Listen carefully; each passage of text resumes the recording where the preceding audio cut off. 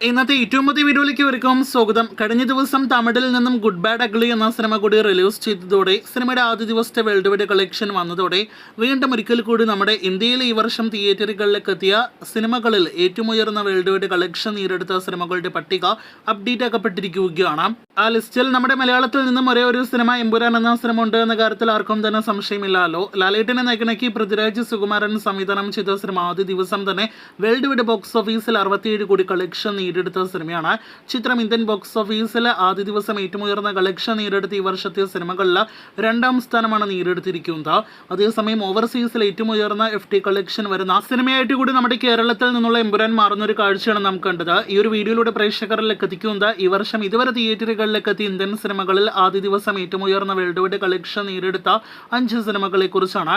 അതിൽ ഒന്നാം സ്ഥാനം തെലുഗു സിനിമ ഇൻഡസ്ട്രിയിൽ നിന്നുള്ള ഗെയിം ചേഞ്ചർ എന്ന സിനിമയാണ് നേടിയെടുത്തിരിക്കുന്നത്.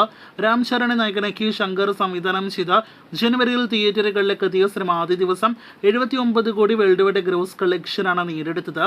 രണ്ടാം സ്ഥാനത്താണ് നമ്മുടെ മലയാളത്തിൽ നിന്നുള്ള ലാലേട്ടൻ നായകനായി എത്തിയ പൃഥ്വിരാജിന്റെ എമ്പുരാൻ എന്ന പാനന്തൻ സിനിമയുടെ നേടിയെടുത്തിരിക്കുന്നത് 67 കോടിയാണ് സിനിമയുടെ ആദ്യ ദിവസത്തെ വേൾഡ് വൈഡ് ഗ്രോസ്. ഇപ്പോഴത്തെ മൂന്നാം സ്ഥാനത്തേക്കാണ് ഗുഡ് ബാഡ് അഗ്ലി എന്ന സിനിമ എത്തപ്പെട്ടിരിക്കുന്നത്. അജിത് നായകനായി എത്തിയ ഗുഡ് ബാഡ് അഗ്ലി ആദ്യ ദിവസം വേൾഡ് വൈഡ് ബോക്സ് ഓഫീസിൽ 51 കോടി ഗ്രോസ് കളക്ഷനാണ് നേടിയെടുത്തത്. നാലാം സ്ഥാനത്ത് മറ്റൊരു അജിത്ത് സിനിമയാണ് എന്താണ് പ്രത്യേകം അറിയിക്കാനായിട്ടുള്ളത്. ആദ്യം പൊങ്കൽ റിലീസ് പ്രഖ്യാപിച്ച് പിന്നീട് ഫെബ്രുവരിയിലേക്ക് റിലീസ് മാറ്റിയത് കൊണ്ട് മാത്രം 47 കോടി വേൾഡ് വൈഡ് കളക്ഷനിൽ ഒതുങ്ങിപ്പോയ സിനിമയാണ് വിടാമുയർച്ചി. ഒരു പക്ഷേ പൊങ്കൽ റിലീസ് തന്നെയായിരുന്നുവെങ്കിൽ 50 കോടിയിലധികം കളക്ഷൻ ഈ സിനിമയ്ക്കും വന്നേനെ എന്നാണ് നാം മനസ്സിലാക്കുന്നത്. ലിസ്റ്റിൽ 5ാം സ്ഥാനത്താണ് ഒരു സമയത്ത് ഇന്ത്യയിലെ വലിയ താരം കൂടിയായിരുന്ന ഇപ്പോഴുമാണെങ്കിലും ആ ഒരു പഴയ പ്രതാപമില്ലാത്ത സൽമാൻ ഖാന്റെ സിക്കന്ദർ ഉള്ളത്. സിനിമയ്ക്ക് 45 കോടിയായിരുന്നു ആദ്യ ദിവസത്തെ വേൾഡ് വൈഡ് ഗ്രോസ്. അങ്ങനെ ഈ ഒരു ടോപ്പ് 5 ലിസ്റ്റിൽ രണ്ടാം സ്ഥാനത്ത് എമ്പുരാൻ ഇപ്പോഴും സ്ഥാനം ഉറപ്പാക്കിയിരിക്കുകയാണ്. മലയാള സിനിമയുടെ എക്കാലത്തെയും അഭിമാന സിനിമയായിട്ട് എമ്പുരാൻ ബോക്സ് ഓഫീസിൽ മാറിക്കഴിഞ്ഞിരിക്കുകയാണ്. ചില പ്രമുഖർക്ക് ഇതെല്ലാം തന്നെ സ്വപ്നമാണ് എന്ന് പ്രത്യേകം പറയേണ്ടതൊന്നും തന്നെ ഇല്ലല്ലോ.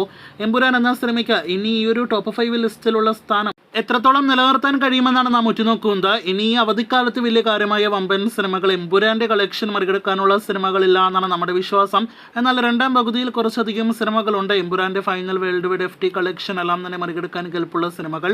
രജനി, പ്രഭാസ്, ഒപ്പം തന്നെ ഹൃതിക് റോഷൻ ഉൾപ്പെടെയുള്ള താരങ്ങളുടെ സിനിമകളെല്ലാം തന്നെ ഈ വർഷം രണ്ടാം പകുതി തിയേറ്ററുകളിലേക്ക് എത്തുമ്പോൾ എമ്പുരാന്റെ കളക്ഷൻ മറികടന്നാൽ പോലും എമ്പുരാന് ടോപ്പ് 10 ലിസ്റ്റിൽ സ്ഥാനം ഉറപ്പാക്കാനായിട്ട് ഈ വർഷം പൂർത്തിയാക്കുമ്പോൾ കഴിഞ്ഞാൽ അത് മലയാള സിനിമയുടെ എക്കാലത്തെയും അഭിമാന നേട്ടമായിട്ട് മാറും. കാത്തിരിക്കാം അങ്ങനെ ഒരു നേട്ടം ഈ വർഷം അവസാനം കേൾക്കുവാനായിട്ട് കൂടുതൽ ഇതുപോലുള്ള വാർത്തകൾക്ക്.